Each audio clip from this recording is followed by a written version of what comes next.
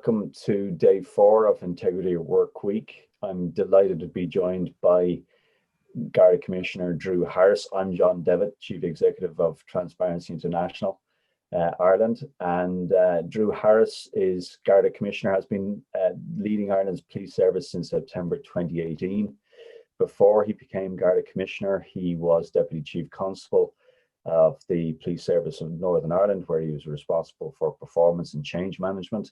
He was also responsible for the Crime Operations Department at the PSNI, and is recognised as an international expert in dealing with high-risk covert policing, and is a recognised expert in organised crime and corruption.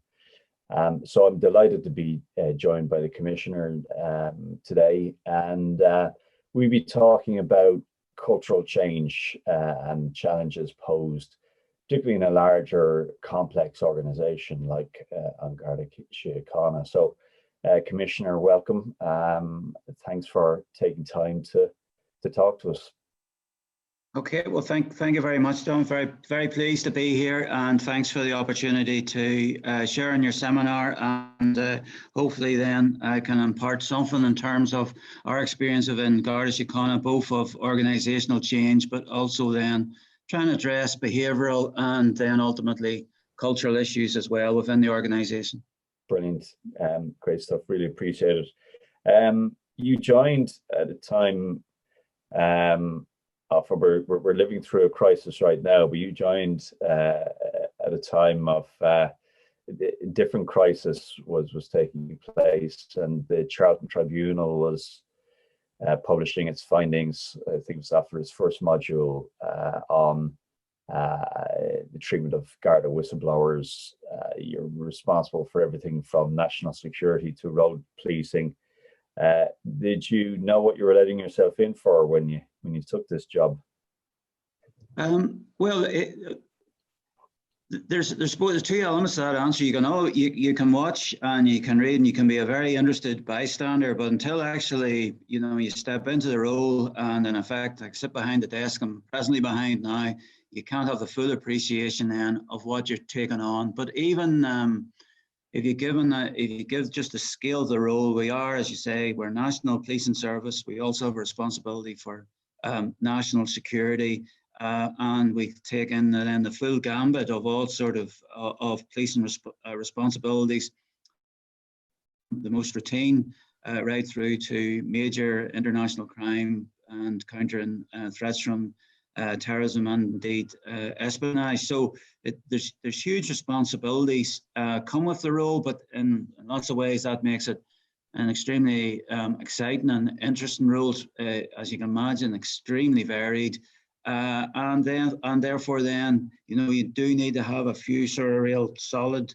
points of reference for the organisation and keep your feet solidly on the ground as an organisation as well. And a lot of that actually comes from the quality of the staff, the quality of their behaviours, and just the internal and external integrity of our behaviour.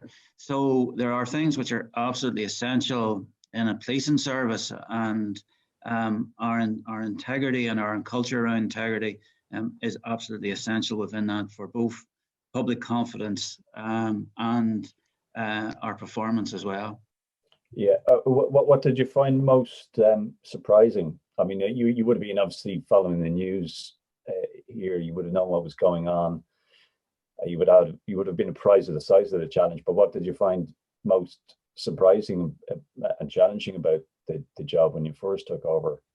Well, one of the things which I suppose I wasn't sure whether I would find it or not, but and so I'll not say it was surprising, but it was pleasing in that, particularly when you're talking to guards, sergeants, and inspectors, and one-to-one out in the stations there, etc., they were so open just to a new way of working. And by and large, the whole organisation they knew the tribunal was about to report, and then did report.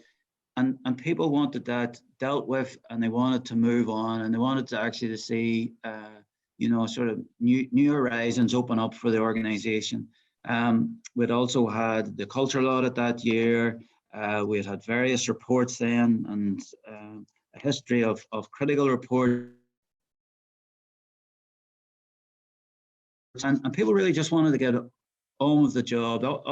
You know, I'd say the vast majority in the organisation are very dedicated public servants, and really they wanted to be in a space where they were free to do that, and they weren't, in effect, nervous about switching on the news and hearing what was going to be said about their organisation. They wanted to get a better place in terms of just the public perception of the organisation and the public perception of their behaviours. But implicit in that then is, then you have to act out the behaviours that you want people then to, and so like I was very clear from the start about the need for ethical behaviour, the need for all the leaders within the organisation to be setting a standard. And I emphasised that really, I think, from day one. And this wasn't about the behaviour of guards or sergeants, this was about the behaviour of very senior individuals in the organisation, and then the culture that they set and the behaviours then that followed from their example. So I think it's, you know, even though we're large, it's a large organisation, we go right across the country, you can have an impact through your behaviours and what you say and the example that you set and the consistency of that as well. You have to be very clear about what you expect of people, and then following through on that. And people need to see that you yourself are behaviours that you expect from others, and that's a responsibility of all leaders.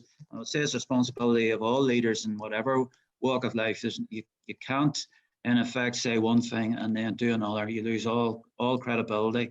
So a lot of this was about ourselves, about making sure we understood what the acceptable behaviours are. They've set out in their code of ethics, etc. And also then, it's very clear from the cultural audit, and just generally talking with individuals, talking with associations, people just wanted to see a sort of new day arrive for the organisation.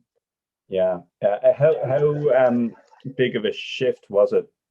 How big a difference was there, or how much of a cultural shock was there moving from the PSNI into the Garda? I suppose some of the things should have been obvious, but still, it did take me a little bit surprised. They shouldn't have the geographical spread and scale, and how much time I would have to spend on the road, in effect, and that's fine. That comes with the role, and that's a good thing. Actually, how busy it is. You know, we are a busy service. There's a lot going on. We have, as I say, a single policing service. We have a lot of responsibility, and that makes us busy. I think one of the most clearly could see, very good, positive and relationship with local communities. We would hope in the last year, as we've adapted our policing in the times of the COVID-19 pandemic, that we further built on that, and we made it a real, strategic pillar for us, that we'd reach out and help communities or those who were isolated at a time. People had to shield or cocoon at home, help them with shopping or prescriptions, etc., or even just a quick conversation with individuals. And I think that's made a big difference. I know there's a lot of focus on the policing of COVID-19 enforcement, but I think for our part, two other areas: one, dealing with the upsurge of domestic abuse, and two, sort of dealing with the fact that people were isolated, and in effect, because we all were anxious and scared at the start of that, being there to support individuals has made a real difference. And I think just there'll be a very strong positive legacy from that going forward. Yeah, I mean, looking at international surveys or surveys even that we had conducted over the years, the police are generally high trust organization. In other words, the public tend to place a lot of trust in the police. We don't have the same problems you have in some other jurisdictions where I've encountered them myself, where you've seen police begging yes, for money, or they might be even drunk on duty.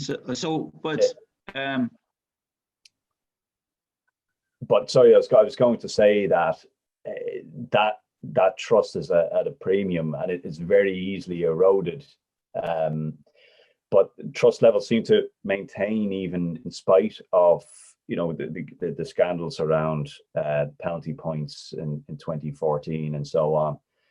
I presume there's a different dynamic in Northern Ireland as well. I mean, you were dealing with trying to restore trust or trying to build trust amongst two communities in a police service there.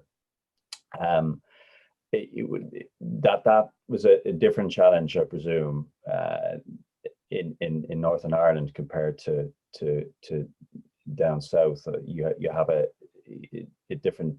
It's a different job here, I suppose.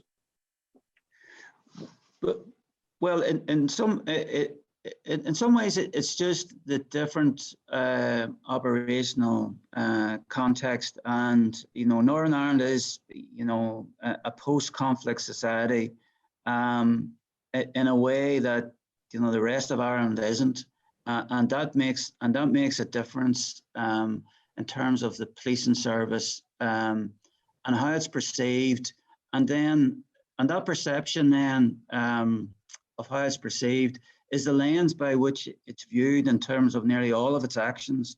And I find that just the same lens isn't applied to our actions, that people have a longer, more positive relationship with An Garda Síochána, and there's An Garda Síochána well connected into its local communities, and therefore well known. And I think then that has been the positive. I think that's what's maintained trust in the organisation, and that so many of the population actually personally know a member of An Garda Síochána, and that's a hugely different sort of relationship than if a police service is anonymous to you. So I think that makes a big difference.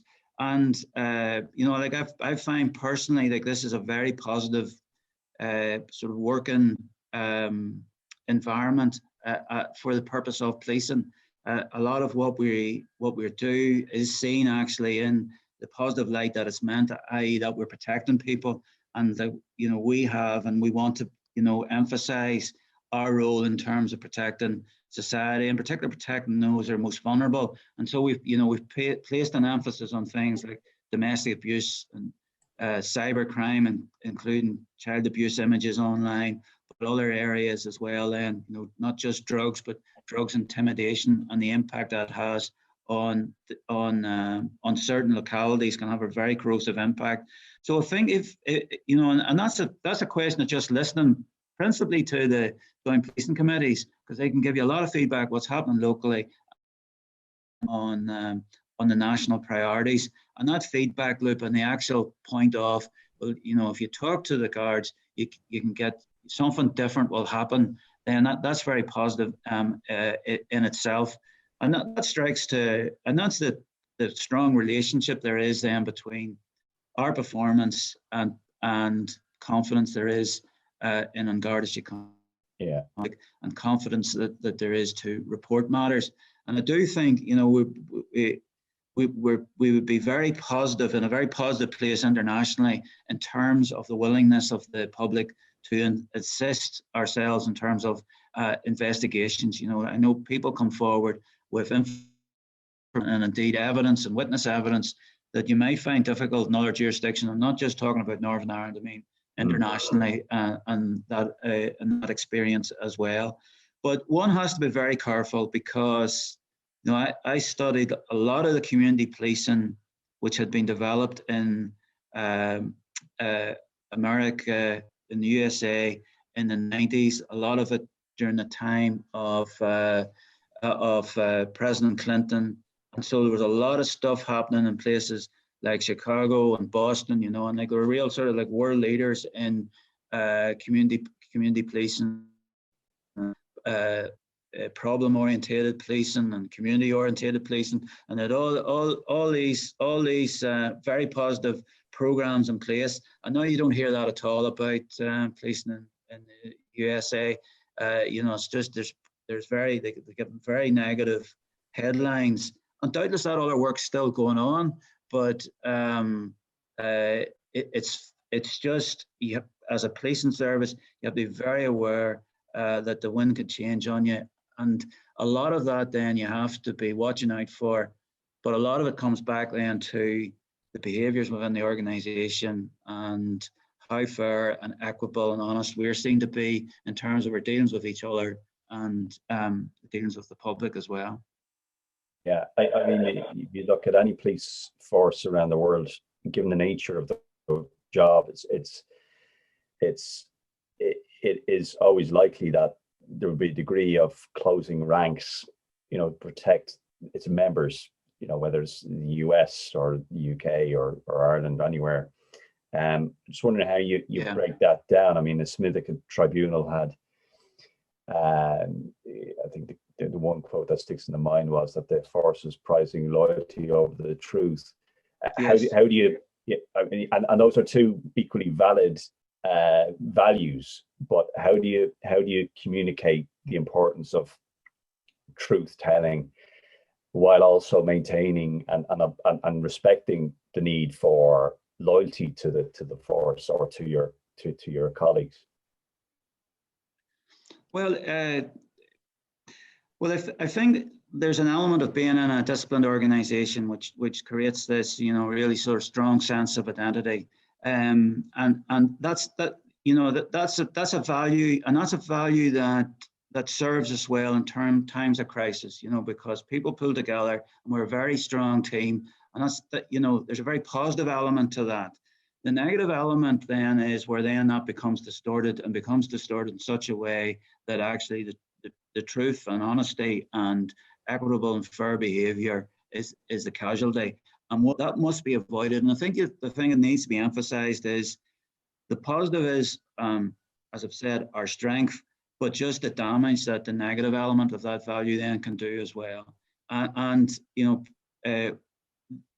know that the staff and our Garda members then understand and appreciate the damage they're doing, not only to the organisation, but also our ability to carry out our function of protecting people. It's not just reputational damage. This is actual damage to the utility of our function, because we get less information, there's less trust, and therefore then we will detect less and we will intervene less. And you know, I've made it very clear, you know, that the purpose of having an organisation where there isn't, where there's strong integrity and there's strong positive values, is actually about the positive influence that makes on the delivery of the service and the delivery of our performance. It's not just an end in itself, it's an end towards better policing, and better policing actually is about, you know, helping some people who are in frankly dire circumstances, even as we're speaking, but being in a position to make that really positive intervention and change in their life. You know, you're not going to change the world, but you can remove people and help people from very difficult and dire circumstances. The more effective we are, the better we do that. And huge energy is expended in managing, you know, these internal crises. And if we had the same, you know, like intellectual and emotional energy, never mind financial energy as well, if we could place that into positive policing, you know, initiatives, it'll make a huge difference as well. So we ourselves as an organisation, we need to set out, and as we have done for our code of ethics, what our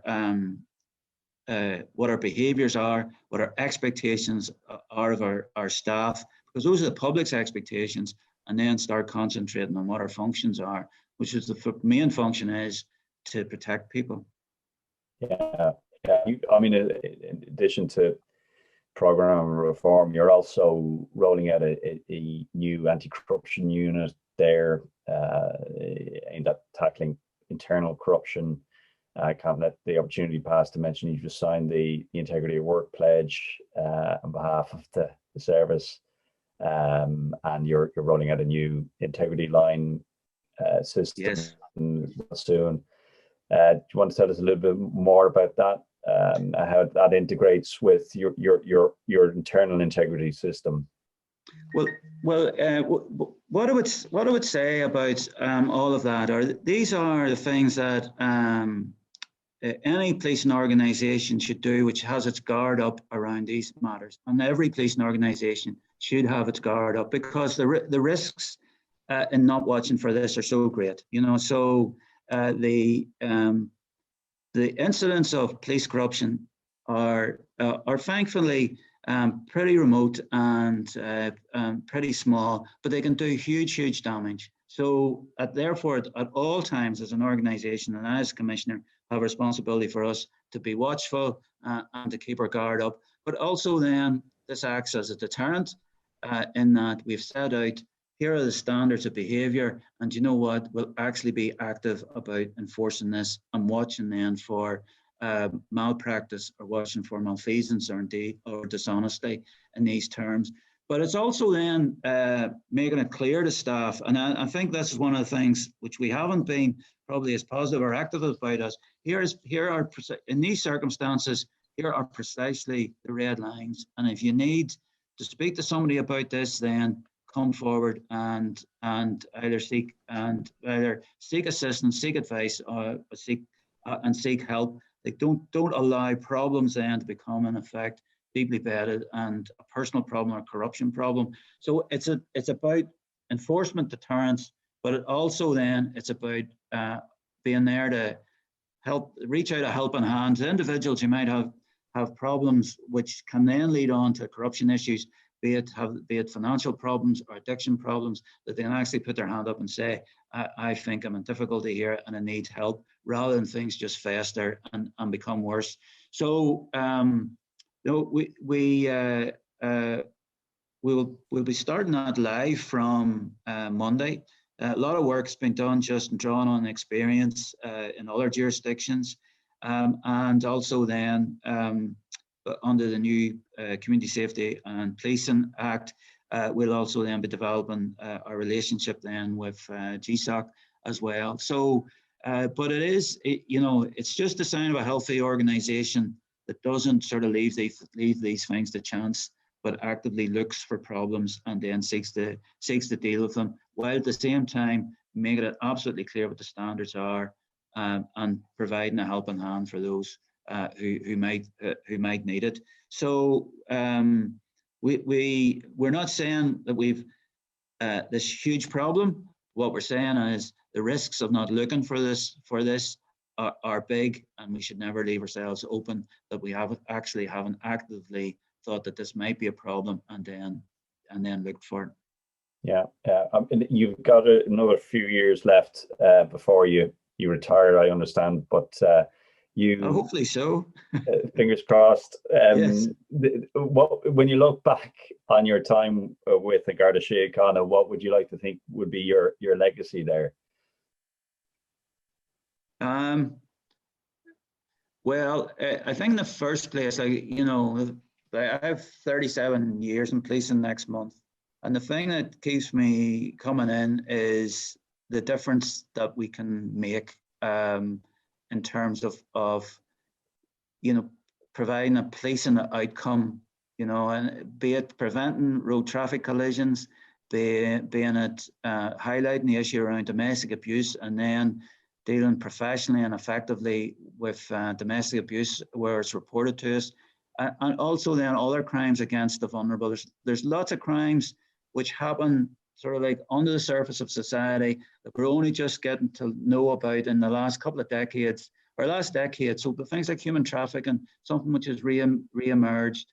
There's been an increased reporting of serious sexual assault and domestic abuse, and those sorts of areas that have made a difference in terms of our response, and therefore alleviating some of these crimes, as well as what I would also seek to achieve is that the organisation, and this is quite a sort of management thing, is given the money, the amount of public money that's spent on policing, that we've used that money to the very best effect, and that we've sought to deliver as good a policing set of outcomes as we can in terms of the finances we spent. And really, that's not about just detections, etc.